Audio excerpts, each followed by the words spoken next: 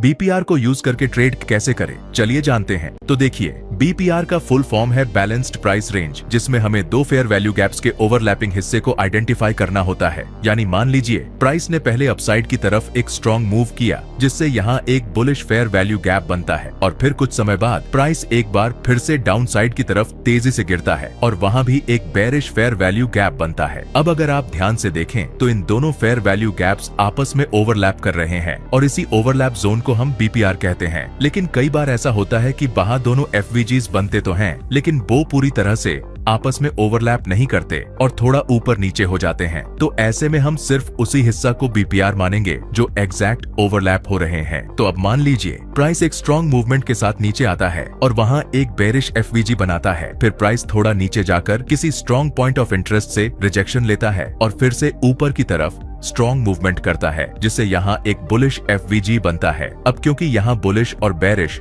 दोनों fair value gaps available हैं, तो इनका जो ओवरलैपिंग हिस्सा है उसे हम मार्क करेंगे बीपीआर के रूप में। और अगर प्राइस इस बीपीआर जोन के 50% से ऊपर रिजेक्ट होकर एक बुलिश प्राइस एक्शन दिखाता है, तो हम इस जोन के नीचे स्टॉप लॉस रखकर लॉन्ग एंट्री ले सकते हैं।